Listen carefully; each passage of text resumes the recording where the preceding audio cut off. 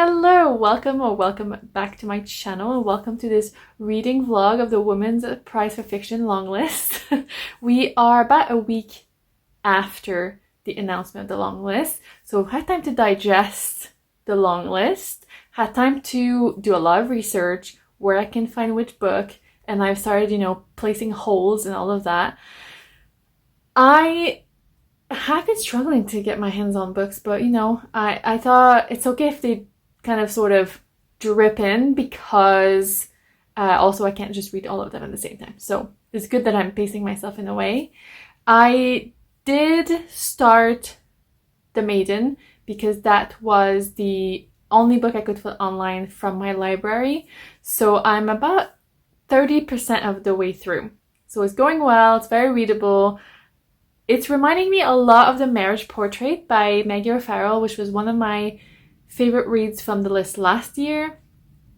But at the moment, to me, it's like not hitting the literary fiction like The Marriage Portrait did. So right now I find very casual, general fiction, but let's see how things move along. Another problem I've been having with the Maiden, and again, we'll see how things resolve themselves in the future of this book. But right now, it seems to be pitting women against women, and I'm not here for that. So at the moment, there are two characters. So if you go through the chapters list, it's Christian or Violet, and it kind of goes between them. I'm not gonna lie, I thought it was gonna be a guy and a girl, but Christian is a woman in this instance. So we go between Christian, who's like a lady, she's kind of good, standing and breed or whatever. And Violet is actually working in a whorehouse, where let's call it that because that's what they're referred to in this, in this book, in that era. And at the moment they're pitted against each other. And I don't know if there's going to be a twist somewhere. I hope so. If there is no twist, like this book will be extremely disappointing. So yeah. I don't have any more thoughts right now, but I thought I would give you my initial thoughts in the first third of the book. And I will come back at some point with more thoughts, hopefully when I finish the book. I've actually already finished my first read of the long list. I maybe should have started with that. So I have just finished over my lunch break, River East, River West by Aube Lescure. And I don't know that I liked that book, and I don't know that it was potentially for me. I feel like it appealed to me enough.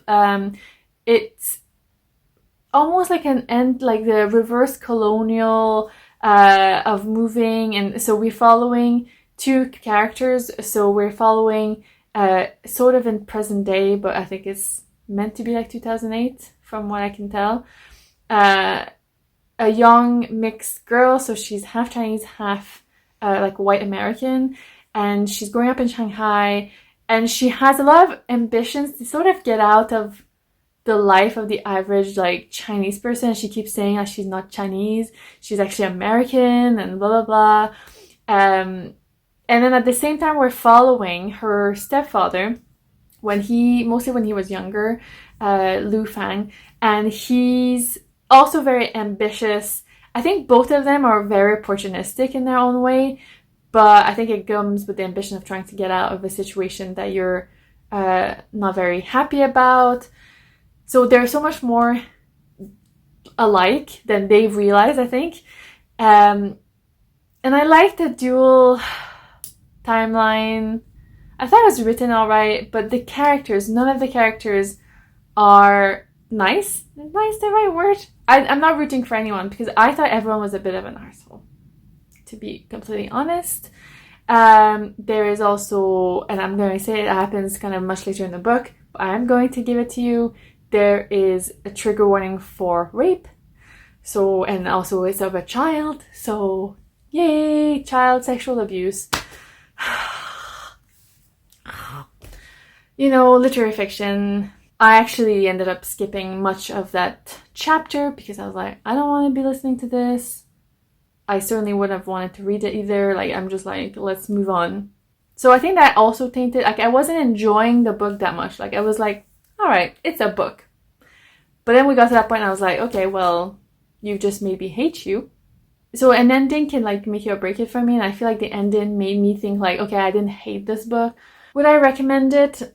No, unless you know what you're getting into and you have the trigger warning, I don't think so. I don't think this was a particularly like astounding book either. So yeah, right now it's like a middling for me, and we'll see what the other books kind of bring. Next in my plan is to read Night Bloom by Peace Azomedi. So I got this from the library. I'm going to sort of start this slowly at the same time as the Maiden, but obviously they're both due in the library in the next like 2 weeks-ish, so I need to get onto both of them and finish both of them. And so I may have made a tiny mistake. I don't know. We shall see. But there's a book where I couldn't find anywhere. The only way to get it was to buy it. And I thought, I'm going to jump straight in and buy it. It's also the one from the smallest publishing house. And I thought, it's good to encourage them. So I ordered In Defense of the Act by Effie Black, which I know is like a controversial book about suicide. And a lot of people were like, I'm not sure I want to read that. I'm interested to see it. Like, I feel like in the past there was books on the Women's Prize for Fiction long list that I've said, oh, I'm not sure I want to read that. And they end up being the favorite books, of the whole year. So I think I have to be open with this list. So I ended up buying this to encourage the publisher and to make sure I get to this book. But literally after I'd ordered it, I did see the videos by a couple of booktubers who had received, all of the books from the long list by the prize. And they both opened it and said, oh, that font. And yeah, the font is horrible. Look at it. What the hell is that? What the hell is that? I still want to read it. We'll see how the text, the visual of it, like the words are so crammed together. We'll see. We'll see how it goes with this book as well. And I also have I think I have it here, the CD of the Wren by Enright. And I have started it. I think I'm going to have to go in a bit slower with this audiobook. I listen to audiobooks quite fast, but Enright's writing is very confusing to me at the moment, so I think I'm going to have to go back and re-listen. Yeah, we'll see how that goes. But also this one needs to go back to the library in the next few weeks, so I need to get to it. We have a spare laptop. I have found a way, so for the people who were telling me about the CD players, we have a spare laptop, which I'm glad we still have, barely works, we have a CD player thing as well, or DVD thing that we can attach, and that's one of the only laptops that I can attach to, so I can listen to it. Those are my plans at the moment, and it's going all right. I'll come back soon with more thoughts. Hi everyone, I'm back with more updates for my Women's Prize for Fiction long list read. That's a long-winded sentence, apologies. But yeah, I've been keeping reading. I'm hoping to read not the first 8, but my first 8 from the list. So the first half this month in March, and then to read the other half in April ahead of the shortlist announcement. There's still a couple books that I am really not sure when I will get them. So we'll see if I actually manage to read all 16 before, but it's going all right. So I've just finished 2 more books, and I thought I would give you some quick reviews. Also, when I finished River East, River West, I took one note about what I thought.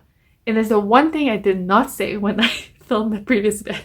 So at the end of the book, there's like a little bit of a discourse, I guess, almost like just, it's not really a discourse as much as like a throwaway statement that felt like it almost encompassed what the author was trying to do. Like that's what I felt like when I read that, about living abroad and living a sort of colonial life as being a performance act. And I think that would have made sense to have that here if it had been properly represented throughout the whole rest of the book. But to me, I feel like it failed to represent that, or to perform that as a novel. In the end, for me, both characters that we follow, to me, it's not about performance. as much as its ambition and its aspirational, rather than performative, although the performance always comes with it a little bit. So yes, that's one of the disappointing things that I found about that book. And that was the last note I want to give. Okay, next I finished The Maiden by Kate Foster. I felt like this was going to be a bit of like a generic historical fiction, women's fiction book, but then I saw some really great reviews, obviously, and I think some people that have been reading for the prize on BookTube have really liked it as well. But I have to say, I'm really sorry. For me, it didn't work, and I think it's because also it wasn't a book for me. So I didn't love it, and I felt really disappointed. And it feels disappointing when you don't love a book and you see on Goodreads that people are loving it, and you're just like, why? But you know, taste is different for everyone. To me, it felt like it paled in comparison to The Marriage Portrait by Maggie O'Farrell, both in terms of content and the way things that it tackles, but also in terms of writing and structure and just everything. I think it has similar theme, like it tries to, so I wrote, it tackles like possessiveness and a sort of grooming that used to happen a lot with like teenage girls marrying like much older men.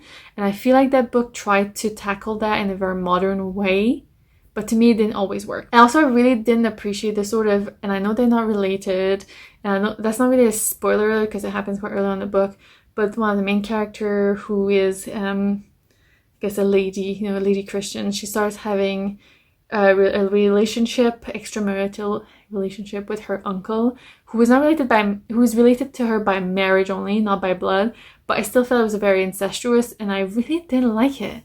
And I think that really impacted my enjoyment of this book. Maybe if literally that had not been her uncle, it would have changed a lot of my perspective of this book. And that's also why I say that this book wasn't for me, because I don't think that was bad. It's just that I did not want to read about that. I also wished at the end of the book there was a little addendum about how this is based on a real case that happened in Edinburgh, here in Scotland, about a woman who was condemned to be beheaded by the Maiden because of this, how that she had killed her uncle and blah, blah, blah. I wish it sort of had been at the beginning of the book, because when I read that, I feel like it made me look back differently at the book. Clearly not enough for me to change my perspective of the whole book, but I just wish I'd known that. I also felt like at the beginning, or for most of the book, the novel seems to be pitting women against each other. By the end, I really appreciated that that's what it was trying to turn on its head. It was basically about turning into society's expectation of, women, whether wealthy or poor, or kind of a saint or sinner, like these portrayal of what it is to be a woman and how to perform that in society, and how that is pushing, and it's the men that are pushing women against each other.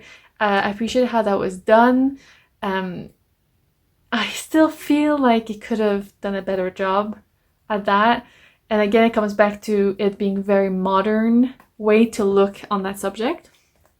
So I appreciate those modern themes that she was trying to portray, but to me it didn't really work. So yeah, so in the end, I don't think I can give this like a great review. Am I happy I read it? I guess. Do I think it belong on this prize list? No. Yeah, I just thought it was alright. So kind of a standard kind of 3-star from me. Then I listened to The Wren by Enright. As I said in my previous bit of video, I started it and I wasn't super paying attention, so I decided, I was busy one day doing tasks around the house and I just put it on. It's really short, so I ended up just listening to it all in one go. This is the kind of book that makes me doubt that I enjoy literary fiction, but also realize that what I don't actually enjoy in these kind of novels is sort of evasive and vague plot and writing. So it's a bit poetic. Like, I feel like it was well written, but also I was like, really failed to connect with this sort of writing and stories. This also reminded me of a lot of Irish literature that I just do not gel with. So again, this is a me issue, not a book issue. But yeah, to me, I just didn't really love it. Actually, it really reminded me of Sally Rooney, who I know is obviously a much newer writer than this. But it reminded me, the younger character, Nell, in this, reminded me a bit of the characters in, like, Normal People and stuff like that. The female characters that are having a difficult time finding themselves and, I don't know, having really bad and weird experiences with manipulative men, bad sexual encounters, and you're just like, why are you doing this? I personally don't understand it, and I struggle to connect with it. And this book was really short, and it tried to explore some deep themes, I think, that for me, I don't know, maybe it's just because I'm too dumb to understand it. But because I don't gel with it, I didn't enjoy trying to make my mind understand it. So yeah, again, not one that I loved. I think right now, if I have to give, of the 3 books I finished, if I have to give a ranking, I think at the moment River East, River West, which I didn't love, I think it's the top book that I read at the moment of those 3. And then, to be fair, the Wren and the Maiden can be just kind of tied there because I didn't really enjoy either of them. I found the Maiden easier to read, obviously, because it's written like just generic fiction. So I guess there's that in its favor. But yeah, generally didn't love it. Also, we have 1 teenage sexual assault, 1 teenage grooming, and 1 abusive sexual relationship. So yeah, the trifecta of, literary fiction tropes. I started listening to some Bridgerton because I needed something light and breezy in my brain because this is a lot of trauma. After my complaints of the font, which I'm still not loving, I did start reading In Defense of the Act, and actually I'm really enjoying it. The first chapter I was literally laughing out loud, and I read a couple of the sentences to my husband. I particularly like, and I know that's just because I like to laugh at wee things, but so the woman who's doing the workshop says, "Feel free to shout," and then the narrator writes, "Everyone feels free, no one shouts out." And I love that kind of writing. It's very witty. So I'm a couple of chapters in right now, and yeah, really enjoying it up to now. So we'll see where that goes. So yeah, I will be back very soon to give you wrap-ups of a couple extra books that I read.